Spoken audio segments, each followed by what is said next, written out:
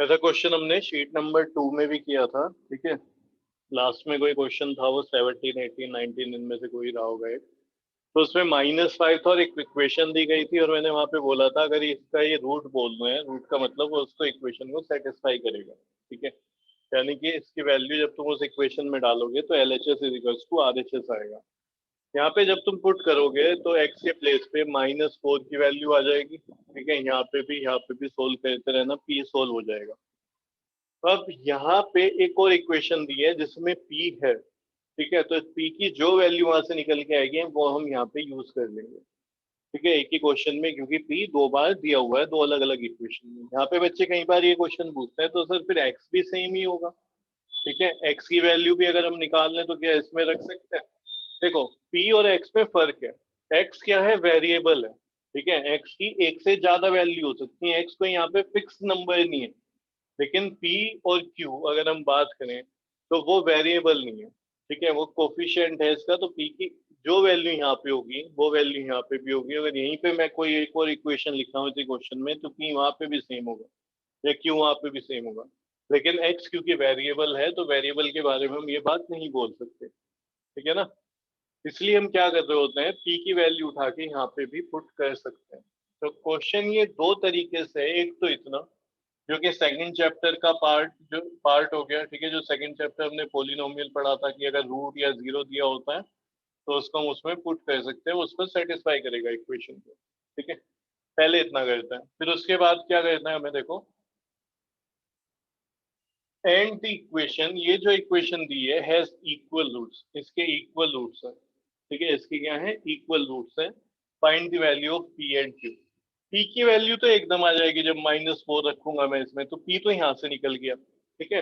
p की जो भी वैल्यू आ रही होगी यहाँ पे आ जाएगा। मानो p की वैल्यू आ गई 3, तो ये बन जाएगा x² + 3x + q, ठीक है। मैं ऐसे ही बोल रहा हूँ 3, क्या पता कुछ और आ रही है ना।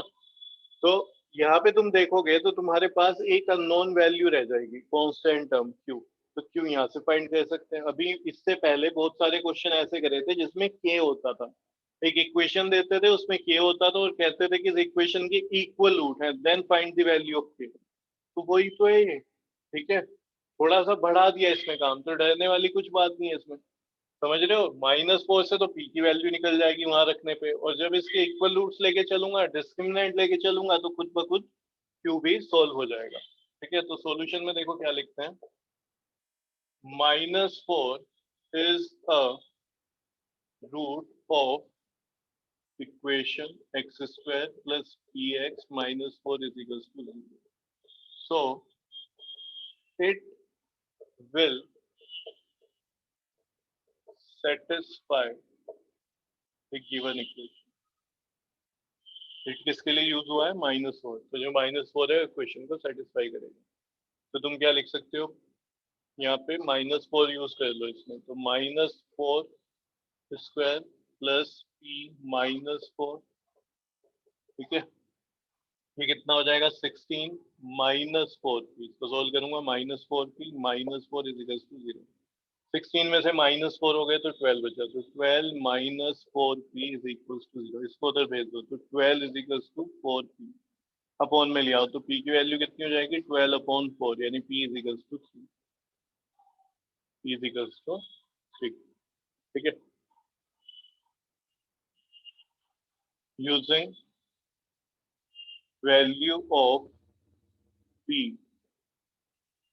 इन इक्वेशन, इस इक्वेशन में ये जो सेकंड वाली दी हुई है, x² + px + q = 0, ठीक है। इसमें इसको हम क्या करेंगे, यूज करेंगे। जल्दी से लिखते हैं,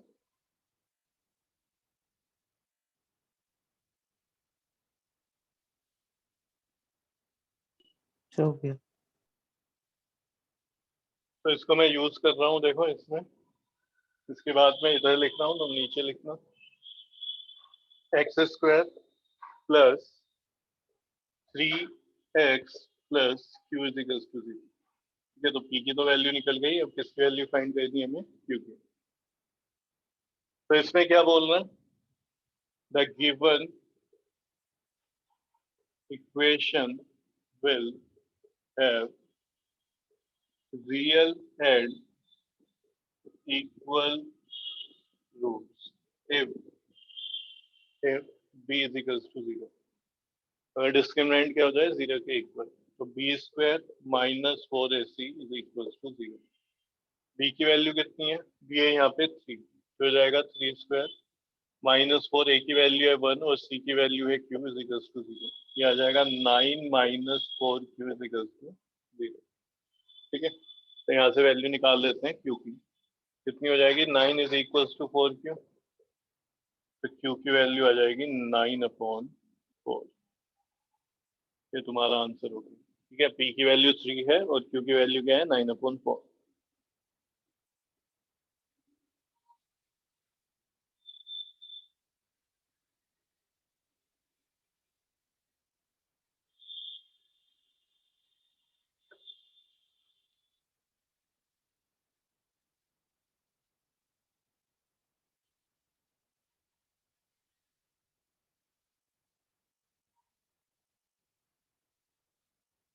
नेक्स्ट क्वेश्चन देखते हैं।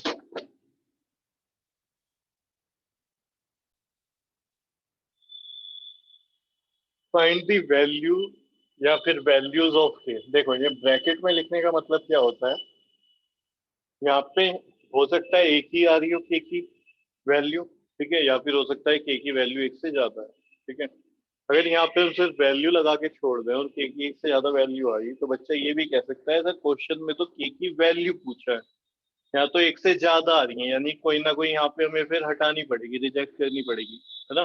भाई अगर मैं तुमसे पूछ रहा हूँ कोई एक चीज बताओ, तो तुम एक ही आंसर दोगे ना।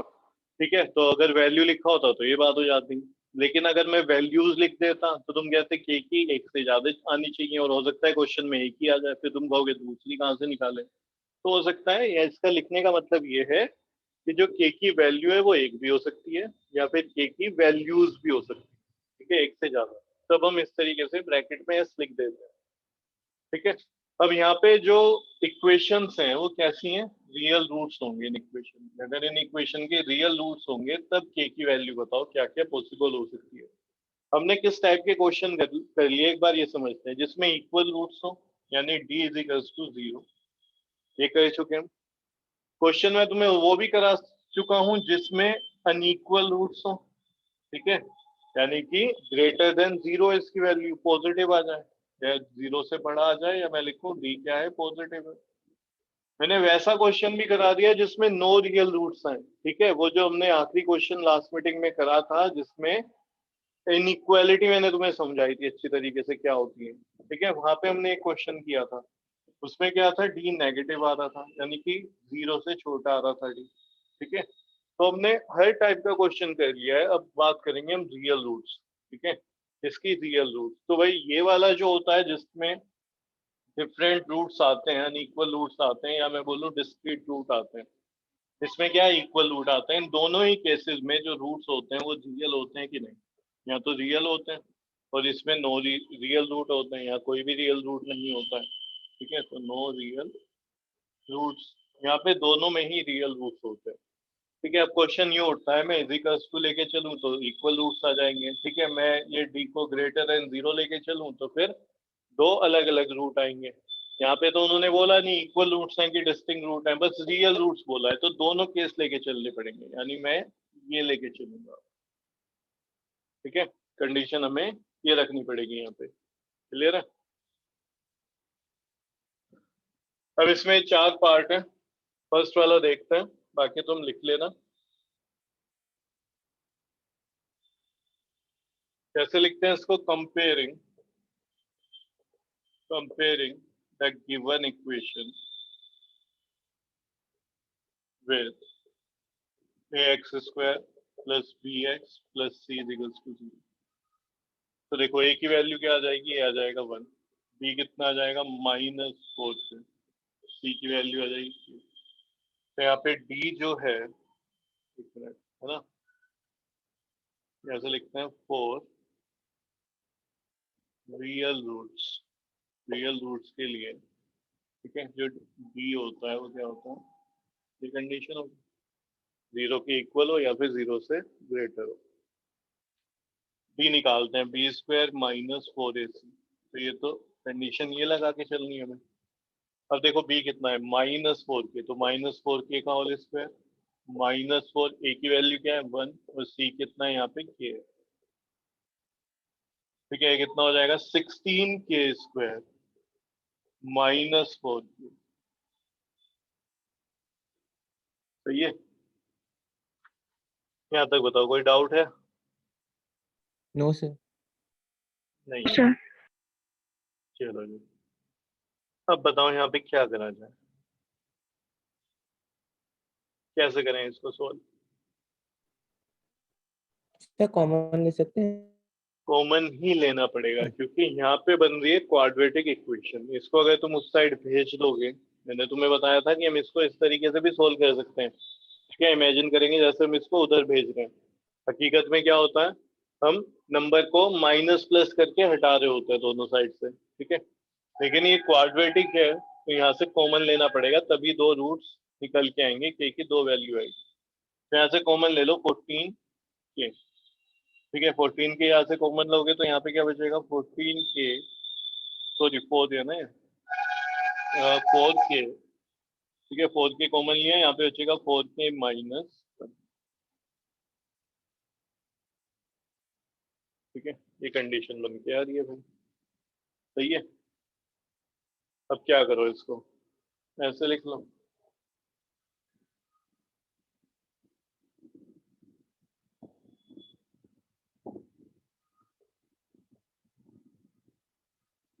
फोर के ग्रेटर देन और इक्वल टू 0 या फिर 4 के -1 ग्रेटर देन और इक्वल टू 0।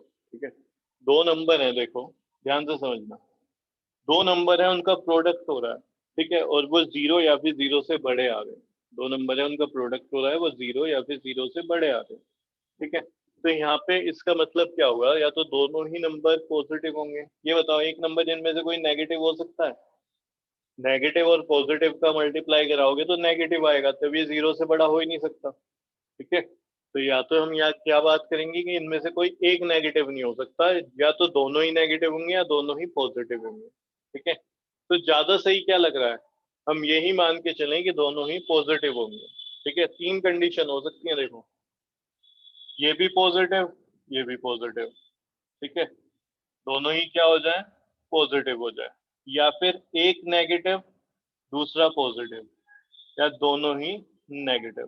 तो ये वाला केस तो बिल्कुल नहीं हो सकता क्योंकि ये 0 से बढ़ा रहा है, प्लस माइनस माइनस आ जाता है, और माइनस आने पे पूरी वैल्यू 0 से छोटी आ रही होती। ठीक है, तो या तो दोनों पॉजिटिव या दोनों नेगेटिव, तो हमने यहाँ पे लेके चलेंगे कि दोनों पॉजिटिव है। ठीक है, क्या लेके चलो, दोनों ही पॉजिटिव है। तो यहाँ से देखो के की वैल्यू क्या आ जाएगी, 0 लिख दूं डायरेक्ट, 0/4 क्या होगा, 0 0 होता है। ठीक है, तो एक की तो के की तो ये वैल्यू आ गई, दूसरी साइड से के की वैल्यू क्या आ जाएगी, देखो 1 उधर जाएगा तो प्लस का हो जाएगा, 4 में 4 आएगा। सही है, बोलो जी, बात आ रही है समझ? Yes sir. तो के की जो वैल्यू है, ठीक है, वो क्या होगी, 0 के इक्वल या 0 से बड़ी। और दूसरा क्या कह रहा है, दूसरे से आंसर निकल रहा है के की वैल्यू जो है वो 1/4 हो। ठीक है, या फिर 1/4 से बड़ी। ठीक है, तो इस कंडीशन में जब भी तुम ए की कोई वैल्यू रखोगे तभी रियल रूट आएगा, इसके अलावा कुछ और अगर तुम रख दोगे इस कंडीशन के अलावा तो यहाँ पे फिर वो रियल रूट्स नहीं देगा, अनइक्वल देगा। लिख लो इसको।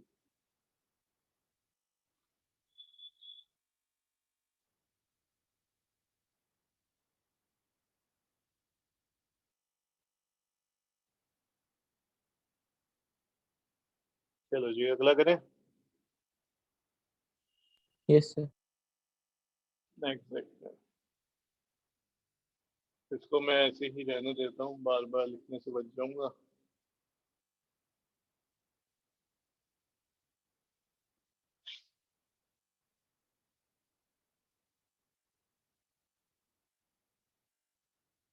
सेकंड में क्या कह रहा है, के एक्स मल्टीप्लाई बाय एक्स -2 √5 + 10, ये दिया हुआ है। ठीक है, इसको देखो मैं कैसे लिख सकता हूँ, यहाँ पे इट इम्प्लाइज दैट का सिंबल लगा लेना, यहीं पे इक्वेशन को सही से लिख लो, के एक्स स्क्वायर -2 √5kx + 10 = 0। ये बताओ, इसको इजीली पढ़ पा रहे हो? Yes sir. चलो जी, ए की वैल्यू क्या हो जाएगी? x² का कोफिशिएंट यानी कि k, ठीक है, k आ जाएगा। b की वैल्यू क्या होगी यहाँ पे? -2 √5k, और c की वैल्यू हो जाएगी 10। तो देखते हैं b² -4ac ग्रेटर देन और इक्वल टू 0। b की वैल्यू क्या है? -2 √5k, ठीक है, इसका ये होल स्क्वायर, b² -4, a की वैल्यू क्या है और c कितना है? 10 = 0। यहाँ पे ध्यान दो, -2 का स्क्वायर करोगे 4, √5 का करोगे 5, ठीक है, 4 × 5 कितना आ गया? 20। k का स्क्वायर हो जाएगा k², -40k = 0।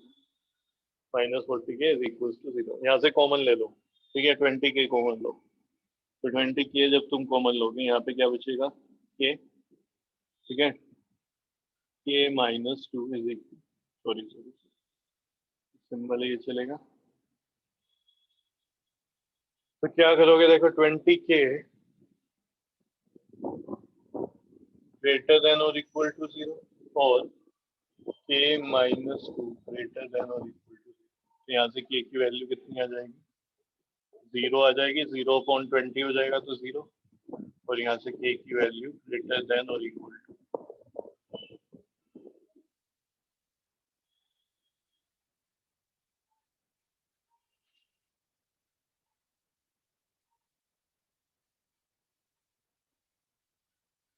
नेक्स्ट देखते हैं।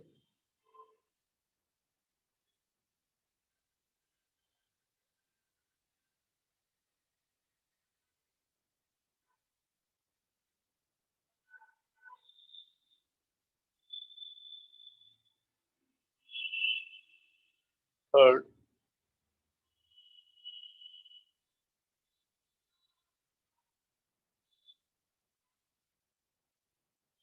लिख लिए? हटा दूं?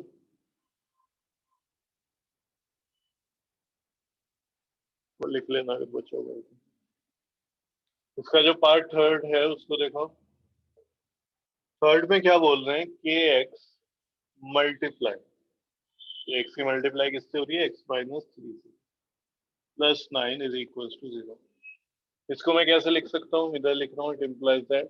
इसको मैं ऐसे लिख सकते हैं, kx² -3kx + 9, kx² -3kx, base का मल्टीप्लाई हुआ ना अंदर ब्रैकेट में, ठीक है, +9 = 0।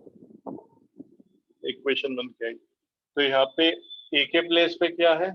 k, b के प्लेस पे क्या है? 3k, और c के प्लेस पे यानी कांस्टेंट क्या है हमारा यहाँ पे? 9, ठीक है ना। और रियल रूट्स कंडीशन ये लगती है b² यानी कि 3k का होल स्क्वायर, 3k² -4, a की वैल्यू क्या है? k, और c के प्लेस पे क्या है यहाँ पे? 9। ये हो जाएगा 9k² -36k। कॉमन लेते हैं, यहाँ से 9k कॉमन आ जाएगा, तो यहाँ पे बचेगा k -4, ठीक है। इससे आगे तुम्हें बताइए कैसे करोगे।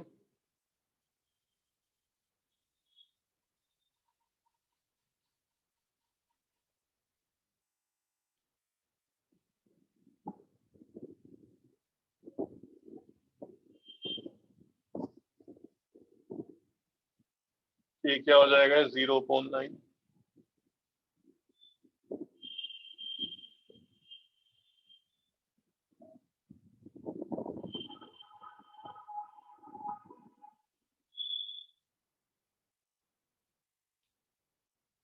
लास्ट पार्ट खुद कर लेना, मैं चलो करवा देता हूँ।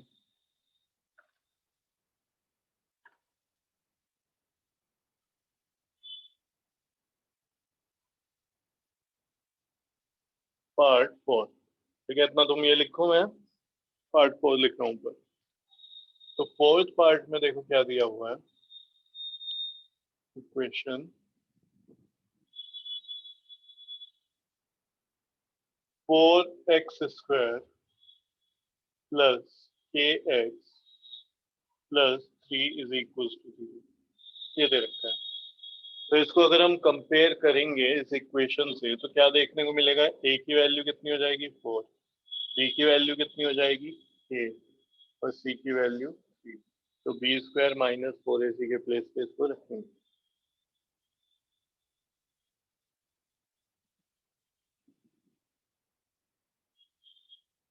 बी कितना है के, तो के स्क्वायर -4, ए कितना हो गया 4 और सी कितना है यहाँ पे 3, तो के स्क्वायर माइनस, ठीक है, ये कितना हो जाएगा 48, तो के स्क्वायर 48, ठीक है, ये आ रहा है। क्लियर है ना, ये हमारे पास देखने को मिलेगा। अब यहाँ पे देखो क्या होगा, मैंने तुम्हें उस दिन भी समझाया था, ठीक है, के की यहाँ पे क्या क्या वैल्यू हो सकती है। देखो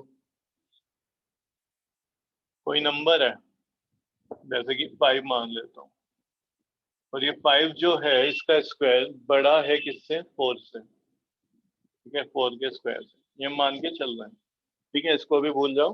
बस साइन देखो, जो साइन यहाँ पे लगा हुआ है क्या वैसे ही है यहाँ पे भी, हाँ जी, यहाँ पे किसी नंबर का स्क्वायर है, उधर भी है, ठीक है। 48 किसी ना किसी का तो स्क्वायर होगा ना, किसी नेचुरल नंबर का नहीं है, किसी ना किसी का तो होगा, ठीक है। हम जैसे याद करते हैं 1 का स्क्वायर 1, 2 का स्क्वायर 4, ठीक है, 2 का स्क्वायर क्या होता है 4, 3 का स्क्वायर 9।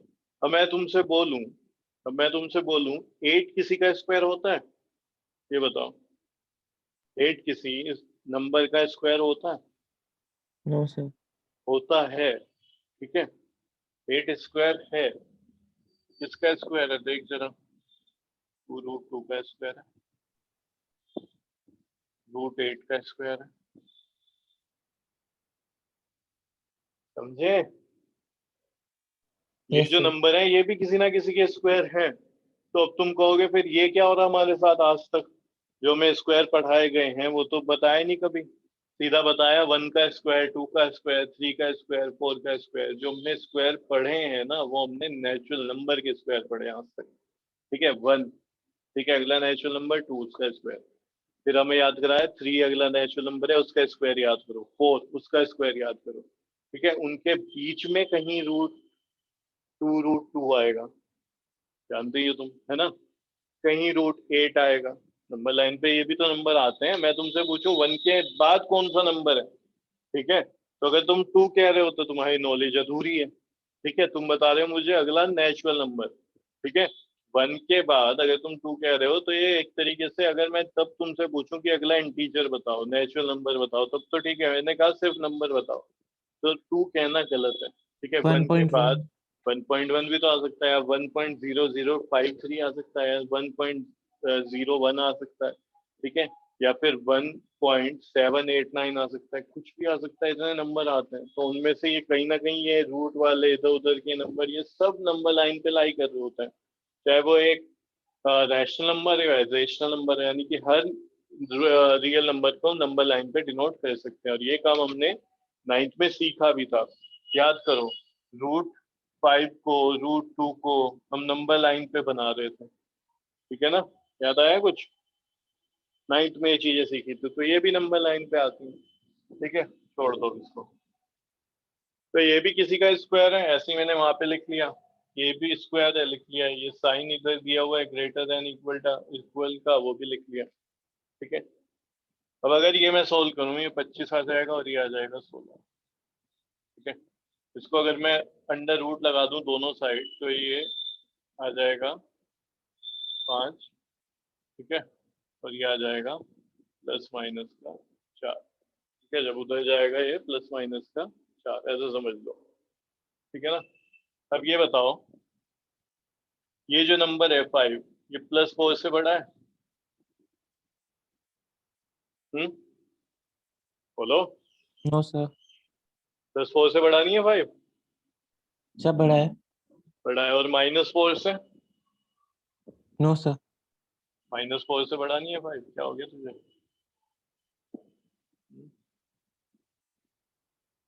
सर है बड़ा। -4 से बड़ा है, तो 5 दोनों से बड़ा है, +4 से भी और -4 से भी।